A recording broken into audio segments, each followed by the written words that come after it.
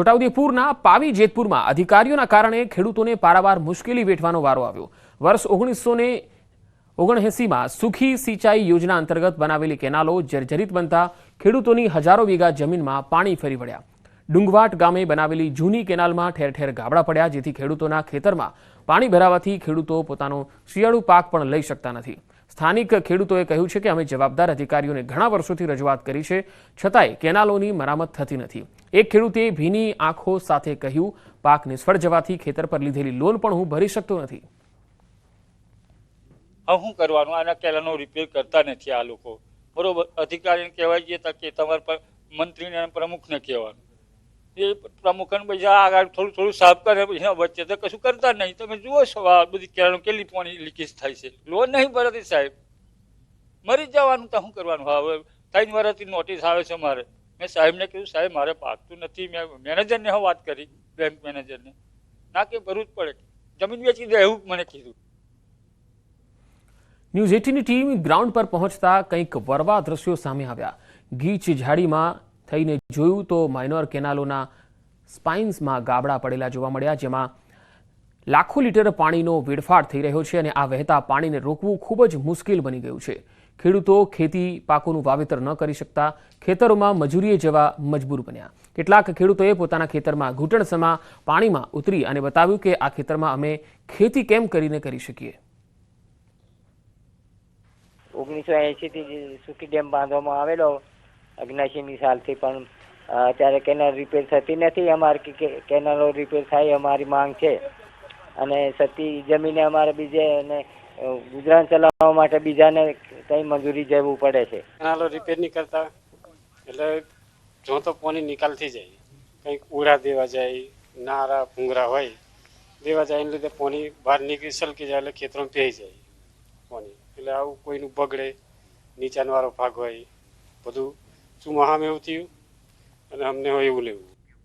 News 18ની ટીમે જવાબદાર અધિકારી સાથે ખેડૂતોની વ્યથા જાણી તો અધિકારીઓનું કહેવું છે કે 225 કરોડના ખર્ચે નવી કેનાલો ટૂંક સમયમાં બનાવવામાં આવશે। ટૂંક સમયમાં એમ 40 વર્ષ જૂની કેનાલો હોવાથી આવી સ્થિતિનું સર્જન થયું છે।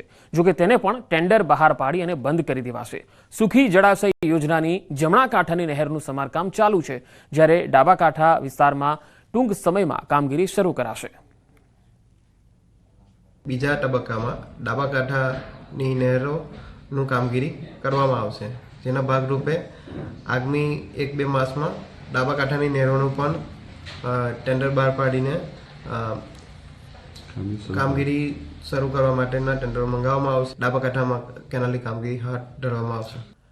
ભાવનગર શહેરની સમસ્યાઓ પૈકી કોઈ મુખ્ય સમસ્યા હોય તો એ છે કંસારાની સમસ્યા।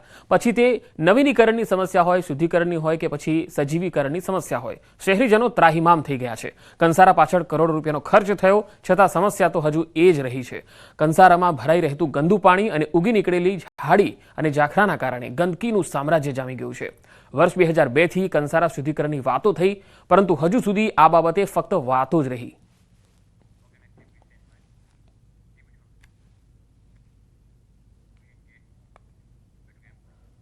બનાસકાંઠાના થરાદ તાલુકામાં સીપુ પાઇપલાઇનથી તળાવ ભરવાની યોજના ખેડૂતો માટે વરદાન સાબિત થઈ રહી છે। 1 વર્ષ પહેલા શંકરભાઈ ચૌધરીએ સૂકા ભટ્ટ તળાવોને ભરવાની શરૂઆત કરાવી હતી, જેના કારણે વિસ્તારમાં હરિયાળી છવાઈ ગઈ છે। આસુદર ગામમાં ભૂગર્ભ જળના તળ ઊંચા આવી રહ્યા છે। તળાવમાંથી ગ્રામજનોને મીઠું પાણી મળી રહે છે, સાથે જ ખેતી માટે પણ તેઓ સારી રીતે સિંચાઈની સુવિધા મળતા ખેતી કરી શકે છે। તળાવ નજીક આવેલી ગૌશાળાને પણ ઘણો ફાયદો થયો છે। 2000 જેટલી ગાયોના ઘાસચારાની સમસ્યા દૂર થઈ છે।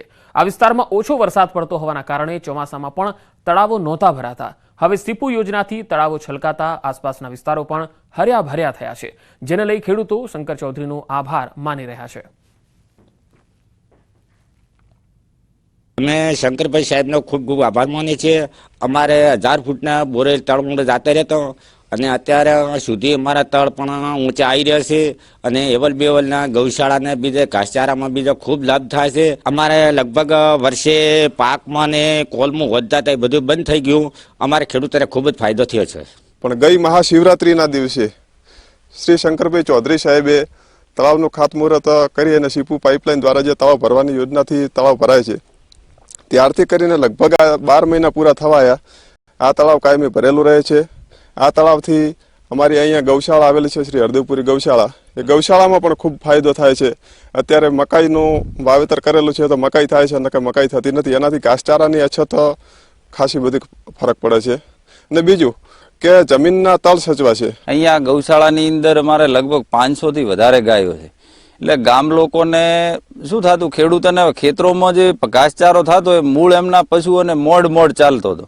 એટલે ગૌશાળામાં ઘણું દાન કરવું હોય પણ પહોંચી ન વળાય, પાણીની અછત હતી. એટલે અહીંયા હવે આ પાણીથી મકાઈ કરી છે અને કંઈક ઘાસ કર્યું છે. એટલે આ ગાયોને તે થાય છે. ખેડૂતને ખેતરની અંદર મીઠું પાણી મળે એટલે દરેક પાક થવા મળે. એમાં શિયાળુની અંદર પહેલા અમારે તો બહુ તકલીફ પડતી. અત્યારે જે ખર્ચાએ ઘટી ગયા છે અને ઉત્પાદન વધુ મળવા માંડ્યું છે. બનાસકાંઠાના સરહદી વિસ્તારોની અંદર તળાવો પહેલા ખાલીખમ જોવા મળતા હતા, પરંતુ જ્યારથી સીપુ ડેમ દ્વારા પાઇપલાઇન નાખીને સીપુનું પાણી આ તળાવમાં નાખવામાં આવી રહ્યું છે, ત્યારથી જ આ તળાવો હર્યા ભર્યા જોવા મળી રહ્યા છે. આપ દ્રશ્યમાં જોઈ શકો છો કે આ થરાદ તાલુકાનું આસોદર ગામનું જે તળાવ છે અને આ તળાવ અત્યારે ભરેલું જોવા મળી રહ્યું છે. તળાવ ભરાવાના લીધે જે પાણીના તળ જે ઊંડા જઈ રહ્યા હતા તે તળ હવે ઉપર આવી રહ્યા છે. ખેડૂતોને તો ફાયદો થઈ રહ્યો છે, તેની સાથે સાથે ગામના લોકોને પણ ફાયદો થઈ રહ્યો છે. કારણ કે આ વિસ્તારની અંદર જ્યાં ખારા સતો અને ખારું પાણી મળી રહ્યું હતું, પરંતુ આ તળાવો જે મીઠા પાણીથી ભરવામાં આવી રહ્યા છે તેને લઈને હવે અહીંનું પાણી પણ ધીમે ધીમે મીઠું થઈ રહ્યું છે. આ માત્ર એક જ ગામની વાત નથી, પરંતુ થરાદ તાલુકાના અનેક જે ગામો છે કે જ્યાં આ તળાવો ભરાવાની શરૂઆત થઈ છે, ત્યાંના ખેડૂતોને સાથે સાથે ગામમાં વસતા લોકોને પણ ફાયદો થઈ રહ્યો છે. કિશોર તુવર, ન્યૂઝ 18 ગુજરાતી, બનાસકાંઠા. આણંદના સોજિત્રાના ત્રંબોવાડ ગામના લોકો રોડ ન હોવાથી પરેશાન છે. ત્રંબોવાડના ગોલી સીમ વિસ્તારમાં 100 જેટલા ખેતમજૂર શ્રમિક પરિવારો રહે છે, પરંતુ આઝાદીના સમયથી 700 જેટલા લોકો તેમના વિસ્તારમાં પાકો રોડ ન બનતા પારાવાર મુશ્કેલી સહન કરવા મજબૂર છે. સ્થાનિકોએ કહ્યું છે કે પાકો રોડ ન હોવાથી ગામમાં 108 પણ આવી શકતી નથી, તો ચોમાસામાં ગામમાં પ્રવેશવું અઘરું બની જાય છે. ચોમાસામાં કાચા રસ્તામાં કેળ સુધીનું પાણી ભરાતા 4 મહિના સુધી બાળકો સ્કૂલે જઈ શકતા નથી.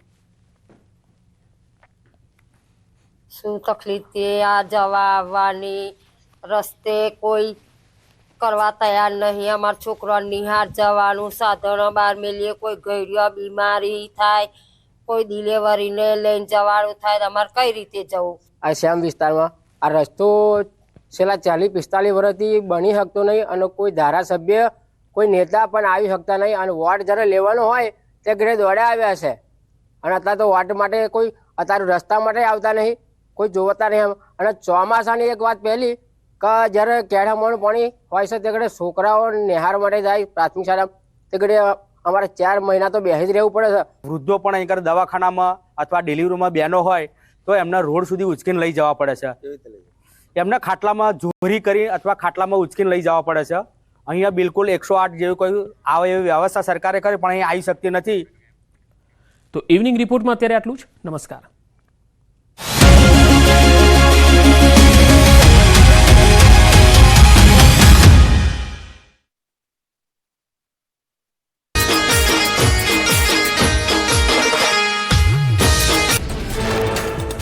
જૂનાગઢમાં સત્તાધારની જગ્યાનો વહીવટ સરકાર હસ્તક લેવા ઉઠી માંગ.